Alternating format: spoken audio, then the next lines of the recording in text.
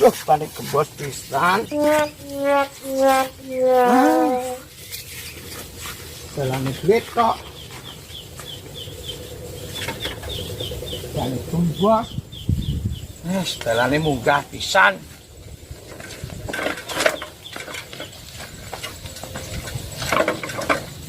Iya.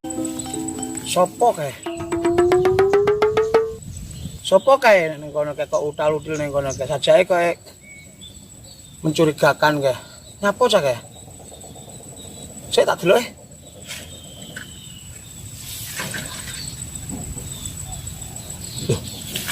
bahaya. Kaya ambruk barang. Wah, gak beres cah kae. Nyapa cah iki? Kok malah ceklek. Bangetan arep ngendat ayo wite ceklek. Lek nggon ae nah. Hampir gak ceklek, hampir berhasil aku ngendat.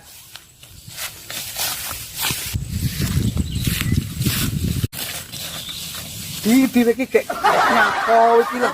Golek mbokmu, nyapa kowe? Aku pengen mati, Dut. Aku pengen mati. Meneng sik tak benakne. Kowe pengen mati to? Tidak wis keluane uripku, Dut.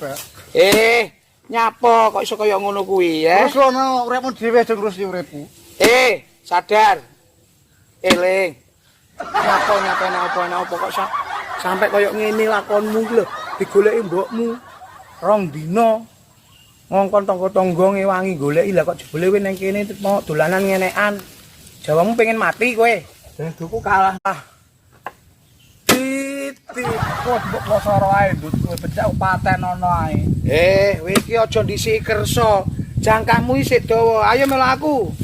Lelek gatekne ngono kuwi lho negara dadi apa? Kowe kuwi tonggake bangsa, kowe iki sang nom. Nom-noman apa?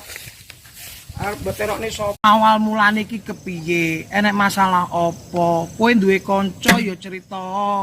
Aja terus golek nggon dingge ngentil ngono kuwi.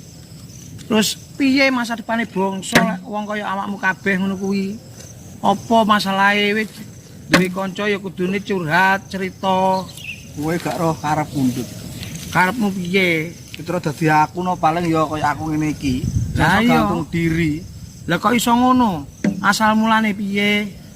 Ya wis piye? Hah? Jagoku terus kalah. Apa? Jagoku kalah. Jago ya ngingune sing luwih gedhi to. Wong pitik akeh. Ngono jago pitik to, Ndut. Lah apa?